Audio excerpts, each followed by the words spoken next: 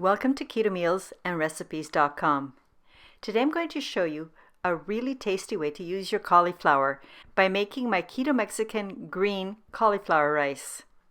Another name for this recipe is creamy cilantro lime cauliflower rice. This recipe takes only minutes to cook and put together. This is a great side dish because it combines many healthy ingredients, and most of the ingredients are at their most nutritious when they are raw and fresh, which is how we use them in this recipe.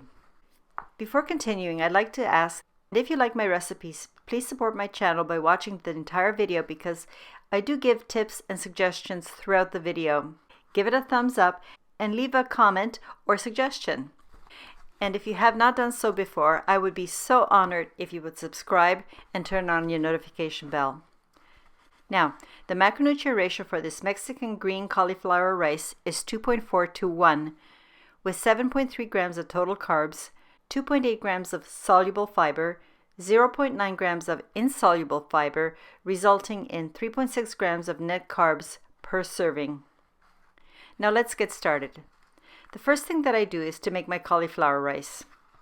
I always prefer to use raw ingredients, fresh rather than frozen cauliflower, but in a pinch, or if you prefer because of the ease, do use frozen. It will also work quite well. However, if you want to make your own cauliflower rice, there are two different ways to make cauliflower rice. I'm sure you're familiar with them, but for those of you new to the keto lifestyle, for the first method, just simply cut the head into large florets and use the large holes of a box grater and then just grate the cauliflower. This method will produce smaller and less coarse pieces. The second really easy way to make cauliflower rice is to use a food processor. This is my preferred method.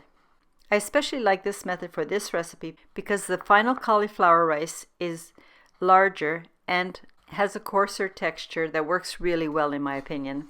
So because I want to show you the best method to do it to get the absolute perfect texture every time, I do a two-step method. First, I put my upper blade and then feed the pieces through the tube until I've done all the cauliflower. The second tip I'd like to share with you, if you're using the food processor method, toss in your whole garlic cloves into the food processor. But if you don't have a food processor, just use your grater and just grate the garlic cloves and then toss them in with the cauliflower rice and combine it. Next, I remove the top blade, take out the cauliflower rice from the bowl, and then I put in the second blade, which is the lower blade. I return the cauliflower rice back into the food processor bowl. And the reason you're doing the two-step method is because by chopping with the first blade, you will notice that they're still quite large pieces, not quite cauliflower rice. Now, put the lid back on and then give it 3 to 4 good long pulses, and you will get the perfect texture for your cauli rice. You may think that this is an extra or unnecessary step, but I have found through trial and error that if I just use the lower blade to make the cauliflower rice, the texture is also too fine and not as coarse of a texture, which is what I want as a substitute for rice kernels. And this is how I usually make my cauliflower rice, and I hope you find this tip useful. The next thing I'm going to do is heat a skillet over medium-high heat and add my oil.